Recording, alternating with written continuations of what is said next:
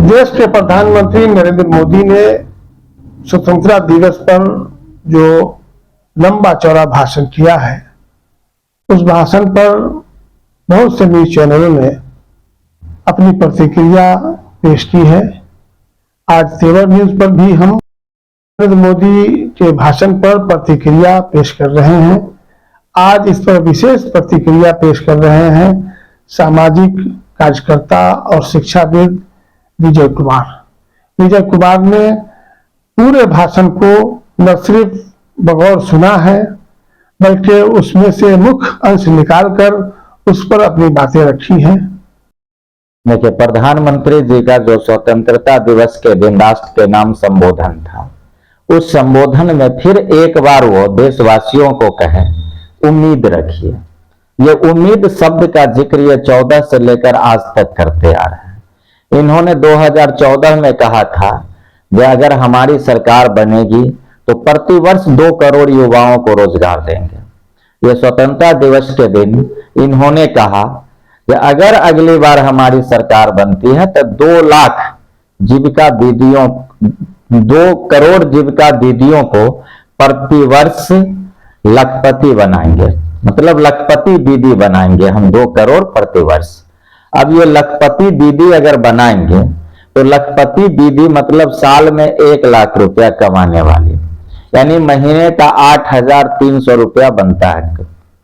अब अगर ये देखा जाए तो पूरी दुनिया में अगर भारत का इनकम जो है वो बहुत कम है, व्यक्ति इनकम जो है वो बहुत कम है, और ये कहते हैं अंतर्राष्ट्रीय एजेंसी जो है उसमें हमारा बहुत बड़ा स्थान देता है, बहुत बड़ा स्थान हमको मिल रहा है। अगर देखा जाए ह्यूमन इंडेक्स की रिपोर्ट को देखा जाए तो उसमें हम पिछड़ रहे हैं। अगर देखा जाए महिला सशक्तिकरण की बात, जिस देश में बेटी बचाओ बेटी पढ़ाओ की बात चल रही हो, वहां पे बेटियों को नंगा घुमाया जाता है। जहां पे अंतर्राष्ट्रीय खिलाड़ी के साथ यौन शोषण का मामला आता है, इस मामले में भी अगर देखा जाए तो अंतर्राष्ट्रीय रिपोर्ट में हमारा साख गिरा है। अगर हम बात करें जो हमारे देश का जो है स्थिति क्या है, यानी हमारे देश में बहुत सारे समुदाय के लोग हैं, तो लोकतंत्र की स्थिति क्या है, तो आए दिन मुसलमानों के ऊपर बुलडोजर चलना, ये हरियाणा में जो रैलियां निकाल कर ये कहा गया कि भाई किसी मुसलमानों के दुकान से कोई सामान मत खरीदो, आर्थिक रूप से उन्हें हानि पहुंचाओ, और सरकार मूक दर्शक बनी रही, इन रैलियों को जैसे निकलने दिया। तो यहाँ पे लोकतंत्र भी दिखाई दे रहा है जो खतरे में है। बार बार सुप्रीम कोर्ट के द्वारा इनको लतार लगाई जाती है जो भाई मणिपुर में क्या हो रहा है, हरियाणा में क्या हो रहा है, फिर भी सरकार के कान पे एक बार जू तक नहीं रेंगती है। अब ये दूसरी बात इन्होंने कहा लाल किले से, जो 1000 वर्ष तक भारत गुलाम रहा। अब ये तो हो गया इतिहास को भी जो है तोड़ मरोड़ के पेश करना, जहां से मन है वो बोल दीजिए। अगर 200 वर्ष यानी 1000 वर्ष तक अगर भारत गुलाम रहा तो ये लाल किला तो शाहजहां का बनवाया गया था। क्या शाहजहां का गुलाम था भारत? इनके कहने का मतलब ही अलग है। और उसी लाल किला पे ये चढ़ के भाषण भी दे रहे थे। तो 1000 वर्ष तक भारत गुलाम रहा, ये क्या बोल देना, यानी इतना झूठ बोलना। पहले तो ये झूठ बोलना जो 2 करोड़ रोजगार देंगे, दूसरा 2 करोड़ लखपति दीदी बनाएंगे, तीसरा इनका झूठ आया जो भारत 1000 वर्ष तक गुलाम रहा। इसके बाद इन्होंने एक बहुत अच्छी बात की, करनी चाहिए। इन्होंने कहा कि भारत नौजवानों का देश है। ठीक है, भारत नौजवानों का देश है। यहां तकरीबन भारत की आबादी का 22% लोग नौजवान हैं, और नौजवानों को सबसे पहले क्या चाहिए? शिक्षा, दूसरा रोजगार। इन्होंने 2 करोड़ रोजगार का बात किया, दिया नहीं आज तक। अब शिक्षा की स्थिति देखिए, 1964 से 66 में सदन में एक बात आई थी कि कुल जीडीपी का 6% शिक्षा पे खर्च होना चाहिए। आज 2023 है, अगर देखा जाए तो पिछले बजट में तकरीबन 7,500 करोड़ रुपए शिक्षा के मद में दिए गए। ये कुल जीडीपी का 2.2% लगभग है। अब 64 में यह बात उठी सदन में कि शिक्षा पे कम से कम 6% खर्च होना चाहिए। बहुत ऐसे देश हैं जो शिक्षा पे 6%, 6.5% खर्च कर रहे हैं अपने जीडीपी का। ये 2.2% मात्र जीडीपी का खर्च कर रहे हैं और बोल रहे हैं जो नौजवान को हम शिक्षा दे रहे हैं। अब ये समझ सकते हैं कि किस टाइप का शिक्षा दे रहे हैं। ये बात वही हो गई जो लेबोरेटरी बन गया, लेबोरेटरी में सिर्फ भवन तैयार हुए, ये प्रयोगशाला भवन है, प्रयोग उसमें चल रहे हैं नहीं चल रहे हैं इससे कोई लेना देना नहीं है। पुस्तकालय बन गए, पुस्तकालय के ऊपर लिखा गया कि ये पुस्तकालय है, पुस्तक है नहीं है इससे कोई लेना देना नहीं है। तो भवन निर्माण कर देने से युवाओं को शिक्षा नहीं मिल सकती है। और रोजगार की इन्होंने बात किया, स्किल डेवलपमेंट, बहुत सारा इन्होंने कहा, सुनने में बहुत अच्छा लगा। ये भाई बहुत अच्छा सपना दिखा रहे हैं, क्या धरातल पे वो सपना आ सकती है? ये 2.2% अगर जीडीपी का हम शिक्षा पे खर्च कर रहे हैं तो क्या उसको धरातल पे उतार सकते हैं? नहीं उतारा जा सकता है। और दिखाई भी देता है जो नहीं उतर रहा है।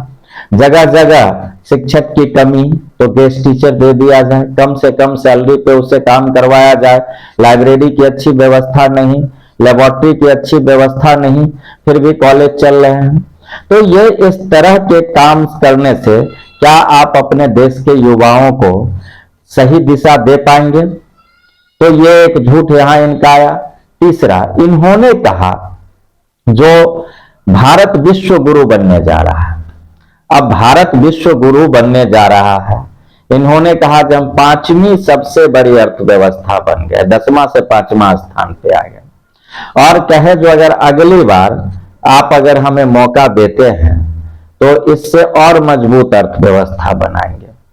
अब इस देश में ये इनका ही सरकारी आंकड़ा ही है तो 22 करोड़ लोग लगभग प्रतिदिन उनको भोजन नहीं मिल पाता है। अब जिस देश में 22 करोड़ लोगों को प्रतिदिन भोजन नहीं मिल पाता हो, उस देश को 5वीं अर्थव्यवस्था बनने से भी आम लोगों को क्या फायदा? उसके बाद अगर देखा जाए तो इन्होंने अपने भाषण में कहा कि 13.5 करोड़ लोग गरीबी रेखा के अंतर्गत है। अगर 13.5 करोड़ लोग अगर गरीबी रेखा के अंतर्गत है तो ये बार बार कहते हैं 81 करोड़ लोगों को हम 5 किलो मुफ्त में अनाज देते हैं। अगर गरीब 13.5 करोड़ ही है तो फिर 81 करोड़ को ये क्यों दे रहे हैं अनाज? क्या 5 केजी अनाज में उनका जीवन यापन चल जा रहा है? अगर नहीं चल पा रहा है तो फिर ये 5 किलो देने का ये नाटक क्यों चल रहा है? अब इनके ही आंकड़े एक तरफ दिखा रहे हैं कि 81 करोड़ लोग को हम एक टाइम का भोजन दे रहे हैं, और दूसरी तरफ ये कहते हैं लाल किला से जो 13.5 करोड़ लोग जो है गरीबी रेखा से के अंतर्गत है। तो ये अब इनमें कितनी सच्चाई है? इनके झूठ को तो देख के लगता है जब बनारस से सत्यवादी राजा हरिश्चंद्र कहीं गायब तो नहीं 9 साल से हो गए। उनको भी लग रहा होगा जो हमारे बनारस के में कौन से लोग आ गए जो मुंह खोलते हैं तो झूठ ही बोलते हैं। इन्होंने एक चीज कहा जो हमारा सबसे बड़ा अचीवमेंट है जो हम जनसंख्या में नंबर 1 देश बन गए। अब ये इनकी उपलब्धि है, ये अपनी उपलब्धि गिना रहे थे जब भारत जनसंख्या में नंबर 1 पे आ गया। अब अगर इनके ही मंत्रियों की बात की जाए तो गिरिराज सिंह, योगी आदित्यनाथ, कई तमाम मंत्री जो है बार बार कहते हैं इस देश में जनसंख्या नियंत्रण बिल आना चाहिए, और प्रधानमंत्री कहते हैं, गर्व से कहते हैं कि ये हमारी उपलब्धि है, हम जनसंख्या में नंबर 1 पे आ गए। तो अब इनके मंत्री और इनके बयानों में जो कंट्राडिक्शन है इससे आम लोगों में कंफ्यूजन है कि क्या जनसंख्या नियंत्रण बिल आना चाहिए या भाई हम नंबर 1 पे आ गए, हमारी उपलब्धि है, जनसंख्या और बढ़ाओ ताकि और उपलब्धि बढ़े। इन्होंने एक और चीज कही लाल किला से, हम किसानों को दुनिया में सबसे सस्ती यूरिया देते हैं, दुनिया में सबसे सस्ती यूरिया। अब ये भारत को छोड़ दिया जाए, दुनिया की बात कर रहे हैं, इनको बताना चाहिए दुनिया में सबसे सस्ती यूरिया बोलीविया में दी जाती है, भारत में नहीं। अब भारत में अगर यूरिया की बात हो तो ये 50 किलो के बैग में 5 केजी जर्ती खा गए, 45 किलो ही यूरिया आ रही है। और ये बार बार कहते हैं हमने यूरिया का रेट नहीं बढ़ाया, तो 5 किलो तो आप यूरिया घटा दिए किसानों का, और कह रहे हैं यूरिया का रेट नहीं बढ़ाया। तो ये लाल किला से इतनी झूठ बोले हैं। अब ये झूठ तो हमेशा बोलते हैं, लेकिन कम से कम ये इस टर्म का अंतिम संबोधन इनका था, इसमें भी एक आध सच बोल जाते। हाँ, एक आध बार इनका tongue of slip of tongue या टंग ऑफ स्लिप जो कहे हुआ, जिसमें इन्होंने कहा मेरे प्रिय देशवासियों, तो सच बोल गए, क्योंकि देशवासी इनके महंगाई से, इनके जो है रोजगार खा जाने से परेशान है ही, तो इन्होंने ये बात सच बोल दी। बहुत जगह इनका जबान फिसला भी, जो लगा जो एक प्रधानमंत्री जो को इस तरह से नहीं बोलना चाहिए। उसके बाद इन्होंने बार बार कहा जब भ्रष्टाचार, परिवारवाद और तुष्टीकरण से देश को मुक्ति दिलाइए, भ्रष्टाचार से मुक्ति दिलाइए। अब भाई अडानी का भ्रष्टाचार क्या भ्रष्टाचार नहीं है? जितने भ्रष्टाचारी लोग हैं सभी अगर भाजपा में चले जाएं तो भारत को भ्रष्टाचार से मुक्ति मिल जाएगी। क्योंकि ये कभी शरद पवार जी के भतीजे अजित पवार को मिलाते हैं, बोलते हैं अब ये भ्रष्टाचारी नहीं रहा। तो मेरे समझ से सारे भ्रष्टाचारियों को भारतीय जनता पार्टी ज्वाइन कर लेना चाहिए, देश भ्रष्टाचार मुक्त हो जाएगा। इन्होंने लाल किला से कहा भी है कि हम भ्रष्टाचार मुक्त भारत बनाने के मुहिम पे चल दिए हैं, और उनका कार्य जो है हेमंत बिश्व शर्मा से लेकर अजित पवार तक आ चुका है, एकनाथ शिंदे, ये सारे लोग धीरे धीरे इनमें जा रहे हैं, भारत भ्रष्टाचार मुक्त होते जा रहा है। दूसरा इन्होंने कहा परिवारवाद। अब परिवारवाद की बात अगर ये कर रहे हैं, अच्छी बात है, परिवारवाद की बात करनी चाहिए। जो भी परिवारवादी दल हैं अगर इनसे मिल जाए तो परिवारवाद भी समाप्त हो जाएगा। जैसे कि पशुपति पारस, चिराग पासवान, ये सब परिवारवाद में नहीं आते हैं। राजनाथ सिंह के बेटा परिवारवाद में नहीं आते हैं। अमित शाह जी का बेटा परिवारवाद में नहीं आता है। अनुराग ठाकुर जिनके पिताजी पूर्व मुख्यमंत्री रहे हैं, परिवारवाद में नहीं आता है। बिहार से अगर देखा जाए तो नीतीश मिश्रा ये परिवारवाद में नहीं आते हैं, क्योंकि इनके भी पिताजी मुख्यमंत्री रहे हैं, लेकिन प्रधानमंत्री जी के समझ से ये परिवारवाद में नहीं आते हैं। तो जितने भी परिवारवादी लोग हैं, जितने भी बड़े लीडर के पुत्र हैं, सभी भाजपा के साथ चले जाएं, भारत से परिवारवाद समाप्त हो जाएगा। तीसरी बात तुष्टीकरण की, तो तुष्टीकरण की राजनीति तब तक चलती है जब तक विपक्ष पे हमला होता है। अगर विपक्ष है तो विपक्ष अगर आत्मसमर्पण कर दे तो तुष्टीकरण पे भी ये जो है अपना जैसे पकड़ बना लेंगे। तो इनका जो कहना था 3 चीजें, भ्रष्टाचार, परिवारवाद और तुष्टीकरण से हम देश को मुक्ति देना चाहते हैं, तो ये सारे लोग इनसे मिल जाए, मेरे समझ से परिवारवाद समाप्त हो जाएगी, भ्रष्टाचार खत्म हो जाएगी और तुष्टीकरण की राजनीति खत्म हो जाएगी। फिर इनको किसी के यहाँ सीबीआई, ईडी या इनकम टैक्स वाले को नहीं भेजना पड़ेगा, तो तुष्टीकरण की राजनीति समाप्त हो जाएगी। तो ये बार बार झूठ बोलना, ये प्रधानमंत्री पता नहीं क्यों इतना झूठ बोलते हैं, जब भी मुंह खोलते हैं तो 1-2 झूठ बोल ही देते हैं। देश के एक राज्य में लगभग 500 घर जला दिए गए हों, 300 लोगों की हत्या हो चुकी हो, महिलाओं को निवस्त्र रोड पे घुमाया जा रहा हो, और जब उस पे बैठक हुई हो, उस पे जैसे चर्चा हो रही हो, तो संसद में किलकारियां गूंज रही थी। तो ये कितने गंभीर है देश के प्रति वो सदन में दिखाई दे रहा था। इनको कितनी पीड़ा है वो इनकी हंसी बयां कर रही थी। लोग उम्मीद किए थे कि लाल किला से भी कुछ बात रखेंगे, लेकिन फिर नहीं, वो मणिपुर पे बस वही मुझे भी पीड़ा है, मैं भी चिंतित हूं, समाधान ढूंढ लाऊंगा, समाधान ढूंढ लेंगे। तो ये बार बार ये झूठ पे झूठ बोलते हैं। इसलिए इनका जो भाषण रहा है स्वतंत्रता दिवस के दिन, वो एक चुनावी भाषण नजर आया और कुछ नहीं था।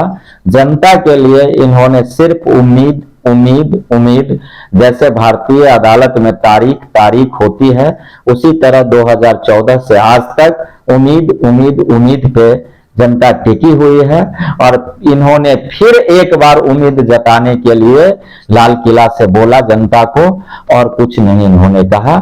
जो भी कहा वो ज्यादातर अपनी बातों में झूठ ही कहा। हाँ, अपनी बातों को अच्छे से रख पाए, लेकिन इस बार इनकी जबान इतनी लड़खड़ा रही थी कि बहुत जगहों पे इन्होंने बहुत सारे शब्द का जो है अजीबो गरीब जैसे शब्द इन्होंने प्रयोग किया। अब उसका जिक्र करना अच्छा नहीं लगता है, लेकिन इनके भाषण में बहुत सारे शब्द जो है वो अजीब तरह के सुनाई दिए।